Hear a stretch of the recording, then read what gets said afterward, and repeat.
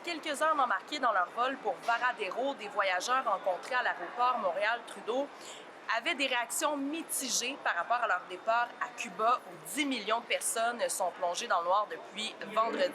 Il y a des gens qui sont à l'hôtel que je connais et qui nous disent qu'il y a de l'électricité, tout est beau, tout est correct, on s'en va.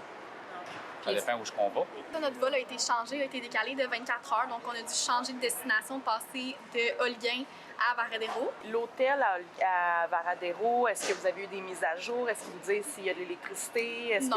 Non, ils nous ont pas dit s'il y a de l'électricité. On prend vraiment la chance d'y aller quand même. J'ai reçu un appel de mon agent qui a dit que tous les efforts ont été redirectionnés vers l'hôtel pour maintenir l'électricité à l'hôtel. Un petit peu quand même d'inquiétude par rapport à l'approvisionnement en nourriture. Je sais que les transports sont arrêtés aussi. Là. On pense plus aux Cubains qui sont pas mal plus à plaindre que nous en ce moment, je pense. Oui, qu'eux, ils n'ont pas de génératrice nécessairement. Oui, c'est ça. C'est quasiment gênant, en fait, de s'en aller là. Après 4 jours de panne, la moitié des 2 millions d'habitants de la vanne ont retrouvé le courant aujourd'hui.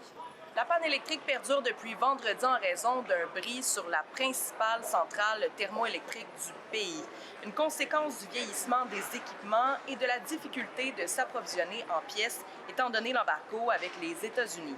Seul soulagement, c'est que l'ouragan Oscar a été rétrogradé en tempête tropicale la nuit dernière, causant beaucoup moins de dommages qu'envisagé. À Varadero, oui, il y a eu des hôtels qui ont manqué d'électricité, il y a des hôtels qui ont dû envoyer, relocaliser les touristes dans d'autres hôtels à Varadero. Joyée est une Cubaine qui vit au Québec depuis des années. Celle qui est derrière le blog La Cubacoise, qui présente les réalités de l'île des Caraïbes. C'est une panne complète. Les écoles sont fermées jusqu'à nouvel avis. La plupart des services essentiels gouvernementaux sont tous fermés. Les banques qui n'ont pas d'électricité, qui n'ont pas de génératrice, ça ne peut pas fonctionner. Le peuple est vraiment déjà en mode survie depuis trop longtemps, mais là, avec cette crise énergétique-là, ça va l'être encore plus. Malgré les pannes électriques majeures à Cuba, il y a quand même des touristes qui ne reculent devant rien et qui vont profiter de leur voyage. Pourquoi décider de partir malgré tout?